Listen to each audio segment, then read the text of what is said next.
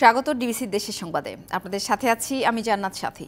Mega প্রকল্পের নামে mega ডাকাতি করেছে পতিত প্রধানমন্ত্রী শেখ হাসিনা ও তার পরিবারের সদস্যরা। বাংলাদেশে আর কাউকে লুটপাট, দখল ও টেন্ডার বাজি করার সুযোগ দেওয়া হবে না। সকালে কুষ্টিয়া সরকারি কলেজ মাঠে অনুষ্ঠিত দলীয় কর্মী সম্মেলনে এসব কথা বলেন জামায়াতের আমির ডাক্তার শফিকুর রহমান। বলেন, দখলদার মুক্ত বাংলাদেশে গড়তে সিন্ডিকেট ভেঙে দিতে হবে। জামায়াত দখলবাজি, চাঁদাবাজি করে না।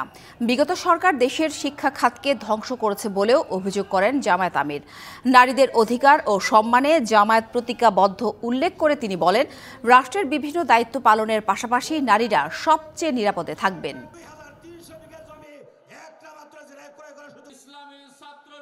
দেশের সম্পদ লুণ্ঠন করে তারা বিদেশে পাচার করেছেন। শুধু তাদের এই গত 15.5 বছরের আমলে যার হিসাব বের হয়ে এসেছে 26 লক্ষ কোটি টাকা, যা বাংলাদেশের বার্ষিক বাজেটের প্রায় 5 গুণ। দেশের মানুষ যাকে প্রত্যাখ্যান করেছে তাকে আশ্রয় দিয়ে বাংলাদেশের মানুষের অনুভূতির বিরুদ্ধে অবস্থান নিয়েছে ভারত। এমনটাই মন্তব্য করেছেন জাতীয় নাগরিক কমিটির মুখ্য সংগঠক সার্জিস আলম। চট্টগ্রাম নগরের পোলোগ্রাউন্ড মাঠে ইসলামী আন্দোলন আয়োজিত এক গোলটেবিল বৈঠকে তিনি আরও বলেন, শেখ হাসিনাকে দেশে পাঠিয়ে বিচারের মঞ্চে ফিরিয়ে দিতে হবে। এছাড়া দেশটি আধিপত্যবাদী হলে বাংলাদেশের সাথে সম্পর্ক স্থায়ী হবে না বলেও হুঁশিয়ারি দেন সার্জিস। ভূ রাজনৈতিকভাবে চট্টগ্রামকে নিরাপদে রাখতে পারলে বাংলাদেশকে নিরাপদ রাখা যাবে বলেও মনে করেন সার্জিস আলম। একই বৈঠকে গুরুত্ব না দিলে বৈষম্য বিরোধী ছাত্র আন্দোলনের বিরুদ্ধেও মুখ খুলতে বাধ্য হবে ইসলামী আন্দোলন, এমন কথা বলেছেন সংগঠনটির নায়েবে আমির মুফতি সৈয়দ রেজাউল করিম। ইসলামী আন্দোলনকে যদি বৈষম্য বিরোধী আন্দোলন গুরুত্ব না দেয়, তাহলে ইসলামী আন্দোলনের প্রথম তাদের বিরুদ্ধে মুখ খুলতে বাধ্য হবে। আওয়ামী লীগ ভারতকে বাংলাদেশের মনিবের কাতারে নিয়ে গিয়েছে এবং নিজেরা স্বেচ্ছায় দাসত্ব বরণ করেছে শুধুমাত্র নিজেদের ক্ষমতাকে সিকিউর করার জন্য। খুনি শেখ হাসিনা তার একটা অডিও রেকর্ডে বলছেন, যেহেতু আমার বিরুদ্ধে 227টি খুনের মামলা হয়েছে, তাই 227টি খুন তো করাই যায়। আজ পঞ্চগড়ের তেঁতুলিয়ায় দেশের সর্বনিম্ন তাপমাত্রা রেকর্ড হয় 9.4 ডিগ্রি সেলসিয়াস। আগামী 2-3 দিন তাপমাত্রা খানিকটা বাড়তে পারে। তবে 9 থেকে 14 জানুয়ারি মাঝারি শৈত্যপ্রবাহের সম্ভাবনা দেখছে আবহাওয়া অধিদপ্তর। উত্তরের জেলা পঞ্চগড়ের তেঁতুলিয়ায় পৌষের মাঝামাঝি সময়ে জেঁকে বসেছে শীত। দুদিন ধরে ভোরে কুয়াশা না থাকলেও হিমেল বাতাসে অনুভূত হচ্ছে বরফের মতো ঠান্ডা, সঙ্গে পড়ছে শিশির বিন্দু। পঞ্চগড়ের তেঁতুলিয়ায় সর্বনিম্ন তাপমাত্রা রেকর্ড করা হয়েছে 9.4 ডিগ্রি সেলসিয়াস। আবহাওয়ার এমন পরিস্থিতিতে নিম্ন আয়ের মানুষের দুর্ভোগ চরমে। চুয়াডাঙ্গায় তাপমাত্রা কিছুটা বাড়লেও কমেনি শীতের তীব্রতা। বিভিন্ন হাসপাতালে বেড়েছে ঠান্ডাজনিত রোগীর সংখ্যা। আবহাওয়া অফিস বলছে, সপ্তাহের শেষ দিকে আবার বাড়তে পারে শীত। কয়েক বিভাগে হতে পারে গুড়ি গুড়ি বৃষ্টিও। ঠান্ডায় ভাড়াও হচ্ছে না, ছিটে বেড়ানো যাচ্ছে না, তাও কাস্টমার টিকিট চালাচ্ছে। এত শীত পড়ছে বাবার, আমরা শীতের জলে মজ্জা আছে, একটা কম্বলও পারলাম না। ঠান্ডায় কেউ গাড়িতে ওঠে না ঠিক মতন, আমাদের ভাড়া ভর্তি নেই। এখন আমরা এই কোনো রকম কষ্ট দিন যাপন করে আমরা চলছি। কুড়িগ্রামের ফুলবাড়িতে খালের ওপর একটি সেতুর অভাবে চরম দুর্ভোগে 25,000 মানুষ।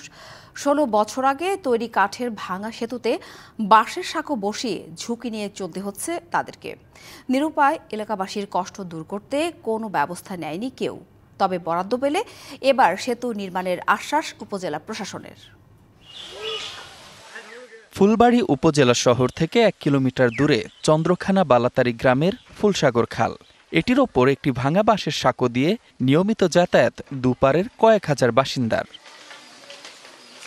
2008 সালে খালটির ওপর সরকারিভাবে তৈরি করা হয় 60 মিটার দীর্ঘ একটি কাঠের সাঁকো।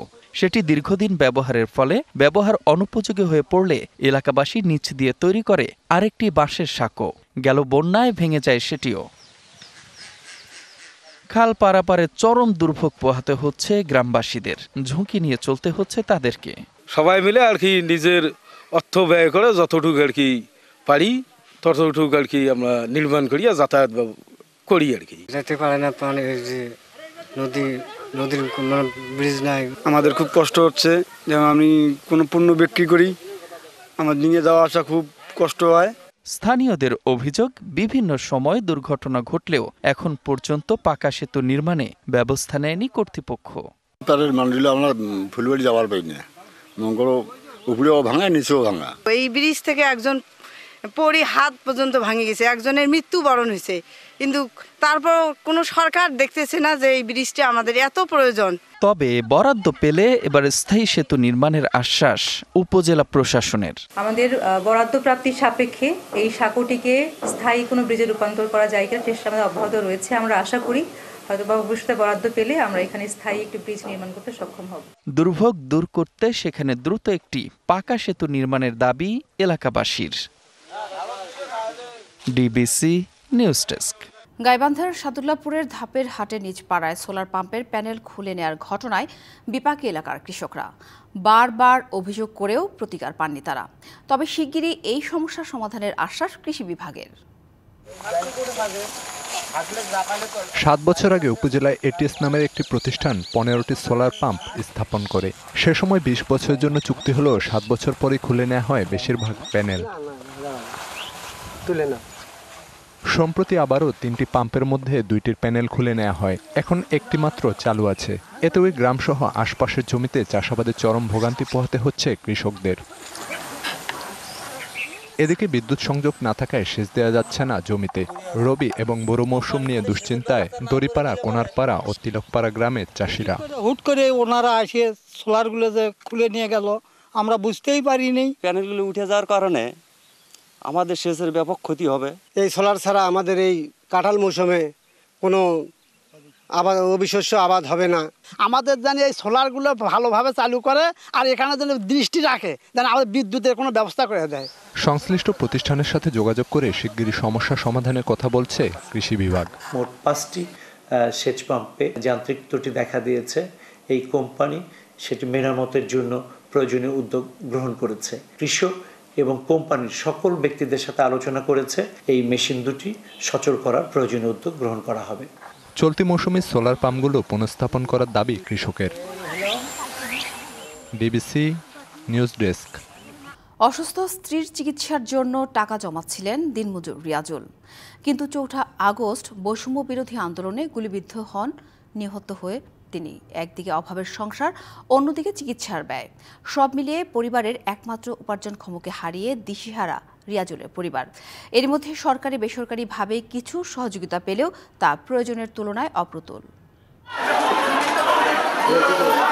বৈষম্য বিরোধী ছাত্র আন্দোলন চলাকালে গত 4 আগস্ট মুন্সিগঞ্জ শহরের কৃষি ব্যাংক এলাকায় গুলিবিদ্ধ হয়ে নিহত হয় শহরের উত্তর ইসলামপুর এলাকার দিনমজুর রিয়াজুল ফরাজি। অসুস্থ স্ত্রীর চিকিৎসায় জমাচ্ছিলেন টাকা, কিন্তু আন্দোলনে গুলিবিদ্ধ হয়ে নিজেই ফিরলেন লাশ হয়ে। স্ত্রীর দাবি, কোনো ধরনের রাজনীতির সাথে জড়িত ছিলেন না রিয়াজুল। আমার স্বামী কোনো দল করে না, কিছু করে না, দিন মজুরি কাম করছে, খাইছে, কে না জানে। সকালে কামে গেছে, রাইতে গাইছে। মায়ের চিকিৎসায় শেষ হয়েছে সরকারি ও বিভিন্ন রাজনৈতিক দল থেকে পাওয়া অনুদানের টাকা। এই মুহূর্তে সরকারি পৃষ্ঠপোষকতা কিংবা সামর্থ্যবানদের স্থায়ী জীবিকার ব্যবস্থা করে দেওয়ার অনুরোধ নিহত রিয়াজুলের বড় মেয়ের। সরকার যে 5 লাখ টাকা দিচ্ছে, এই দিয়ে মার চিকিৎসা করা গেছে, সংসার খরচ সবই দিয়ে করতেছে। যদি সরকার আমাকে পাশে দাঁড়ায় আর আমার বোনের যদি একটা চাকরি, ফ্যামিলি যে কোনো একজনের চাকরি দিলাম, চলে খাইতে পারবো। স্থানীয়রা বলছেন, এখন পর্যন্ত যেসব সহযোগিতা পেয়েছেন তা প্রয়োজনের তুলনায় অপ্রতুল।